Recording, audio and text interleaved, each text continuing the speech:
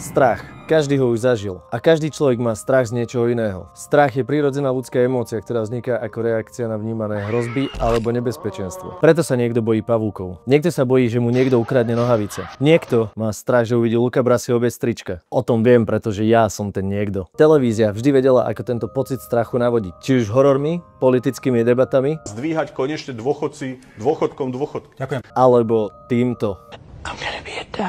Čo to kurva bolo? Ale jedna relácia nás hodila priamo do deja a ukázala nám, ako je to na vlastnej koži zažiť všetko nechutné a strašidelné. A nejedná sa o žiadnu inú reláciu, ako je faktor strachu. Táto show testovala súťažiacich nielen fyzicky, ale aj psychicky, pretože sa zameriavala na najväčšie ľudské fóbie. A musím povedať, že sa zamerali asi na všetky fóbie na zozname. Tento zoznam zahŕňal napríklad strach z hadov, ktorý sa nazýva ofidiofóbia, strach z lietania, aviatofóbia, takisto testovali napríklad strach z včiel, apifóbia, klaustrofóbia, čo je strach z uzavretých priestorov, ktorú spojovali aj so strachom z utopenia sa, alebo entomofóbiou, čo je strach z hmyzu. Mali tu napríklad aj strach z nechutných, obrovských a nejedenkrát slizkých vecí. Táto fóbia sa nazýva tvoja mamafóbia.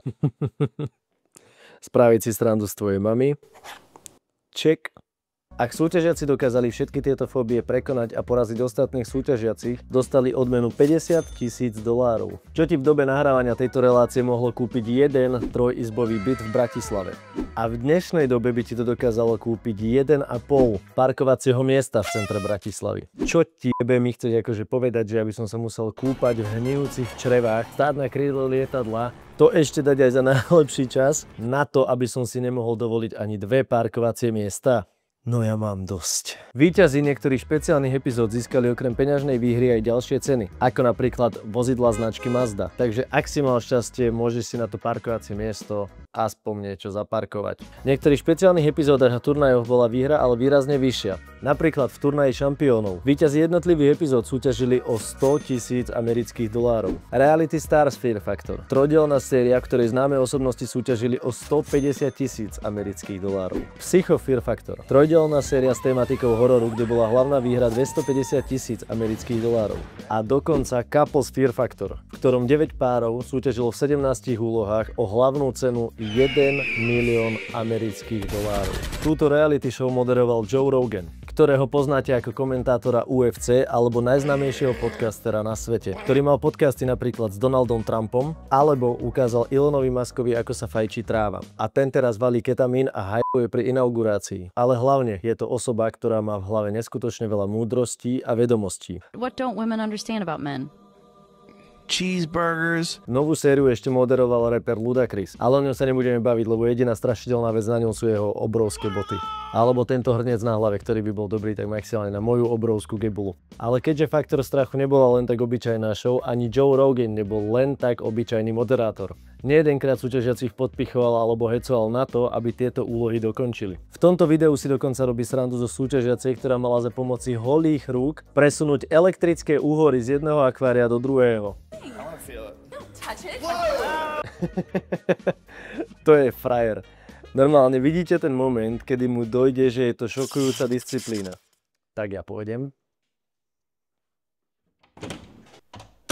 Isto ste nikdy nevideli, ako dal moderátor skoro súťažiaceho do klinču a vyhlavičkoval ho na áro. Tak v prípade Joea ste to vidieť mohli. Ale v tomto prípade si to týpek plne zaslúžil, pretože jeho žena napadla iného súťažiaceho a týpek doslova na Joea vyletel. Asi vám došlo, že aby ste sa prihlásili do tejto súťaže, musíte mať o kolečko viacej. Pretože ak by ste mali o kolečko menej, tak by ste sa prihlásili napríklad do rúže pre nevestu. Síce, ale aj tam sú nechutné stvorenia, ktorých sa človek nechce ani dotknúť. Že ty si hád na krku, ty si hád na krku. Faktor strachu mal ale obrovský úspech aj vo svete a v rôznych krajinách vytvorili vlastné edície, ako napríklad No Limite v Brazílii, Faktor strachu UK v Anglicku, Pear Faktor bol nazývaný Faktor strachu vo Francúzsku. Asi tam mali strach z hrušiek, alebo ja neviem. A v Indii Faktor strachu nazývali proste život.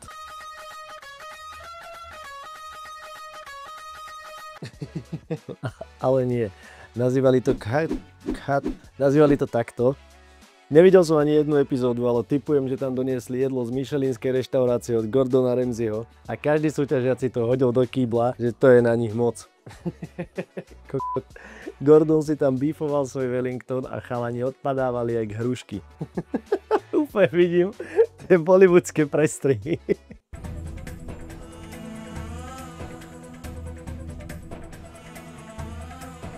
Fuck yeah. I'm Gordoning my Ramsey now. Už vidím, ako ma za toto nejaký int dodrbe v komentároch. Každá epizóda pozostávala z 3 úloh a tými boli Stunt Challenge, Gross Out Challenge a samozrejme finálová výzva Stunt Challenge. Súťažiaci museli skákať z pohybujúcich sa aut, liesť po lanách nad výškovými budovami, skákať z helikoptéry do vody alebo balansovať na úzkých plošinách vysoko nad zemou. Pamätám si, že keď som bol malý, tak som si hovoril, že tieto kaskadérske súťaže by som dal ľavou zadnou. Úplne som sa díval, akí sú tí ľudia gramblaví, keď nepreskočia z člnu na čln, keď oba člny idú 65 km za hodinu. Som pred telkou úplne riešil, že jakú taktiku by som zvolil. V skutočnosti by som sa pri prvom kroku potkol, aby ma tam rozhádzalo jak handrovú bábiku. Keď sa teraz na to dívam, tak s odstupom času a spomeniem si na to, ako ma dokáže seknúť v krížoch pri vysávaní, tak si myslím, že robili akože dosť dobrú robotu. Finálová výzva. Áno, ja viem, že som preskočil jeden challenge, ale je to moje video, takže si určujem poradie ja. Finálová výzva bola v podstate to isté ako prvá výzva, lenže bola posunutá ešte o stupeň vyššie. Kombinovala viaceré prvky: adrenalín, nebezpečenstvo, vodu, výšky, tmu, klaustrofóbiu a ku tomu všetkému to bolo ešte na čas. Takže si sa napríklad musel dostať z bedne plnej hadov, zachrániť svoju priateľku, ktorá mala zase hlavu v bedni s tarantulami a to všetko dať za lepší čas než ostatní účinkujúci, aby ste vyhrali. Ti vravím, že keby toto urobím a ešte vyhráme, tak by mi bolo jedno, že či by mala moja priateľka nejaký sviatok, ja neviem, sviatok práce alebo čo. Vždy by som jej len pripomenul túto situáciu a to by jej muselo stačiť. Pri tejto súťaži som samozrejme vždycky zadržiaval dých, aby som vydržal dlhšie ako ľudia, čo sú v telke. A netvár sa, že ty si to nerobil. A ak som náhodou dlhšie vydržal, tak som začal flexiť, že jaký som dobrý. Pritom v telke tam boli pripútaní pútami, hodení do ľadovej vody. Dobre, že tam nemali krokodíly. Úplne scéna z hororu, to tam tí ľudia nedávajú. A ja vyvalený v posteli pod dekou som flexil, aký som ja pán. Gross Out Challenge. Toto bolo asi najikonickejšie kolo faktoru strachu. Súťažiaci boli nútení zjesť alebo vypiť niečo, čo väčšina ľudí považuje za extrémne odporné. A nie, nehovorím o jedle v školskej jedálni. I keď asi tuším, odkiaľ mali tú inšpiráciu. Lebo to sa nedalo žrať. Ale za to si mohol byť vždycky istý, že si tam našiel nejaký chlop ako darček od pani kuchárky.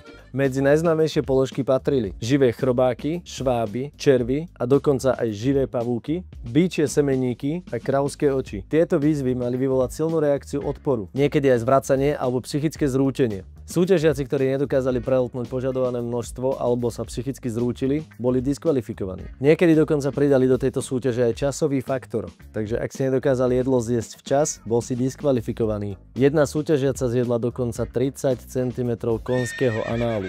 Predtým, ako jej skončil čas a musela sa so súťažou rozlúčiť. Najhoršie je, že jej chýbali už len 4 cm a povedala, že je to na ňu moc. Takže ak ti niekto niekedy povie, že tvoje 4 cm nie sú dosť, ukáž im prosím ťa toto video. A aby toho nebolo málo, tieto veci nejedenkrát skombinovali a urobili z toho napríklad sushi s červou, švábou a skazených sépií. Alebo polievku z mŕtvého rozmixovaného potkana. Kvôli tejto polievke jeden Američan z Clevelandu žaloval NBC o $2,5 milióna, pretože sa len z pohľadu na toto doma dozbracal. Súd ale nakoniec prehral. Pri faktore strachu sa snažili každú sériu posunúť hranicu, kam môžu tieto extrémne stunty posunúť. A rozdiel si viete všimnúť, keď pozeráte prvú sériu a neskoršie série hneď po sebe. V prvej sérii bola úloha sa len pustiť z výšky a dopadnúť na zem. Za to v posledných sériách musel jeden partner zliesť po rebríku z helikoptéry, popri tom zbierať vlajky, zatiaľ čo druhý partner sa musel odpútať z reťazí a keď bol odpútaný, tak ho vystrelilo bungee lano, ktoré bolo pripútané na helikoptére.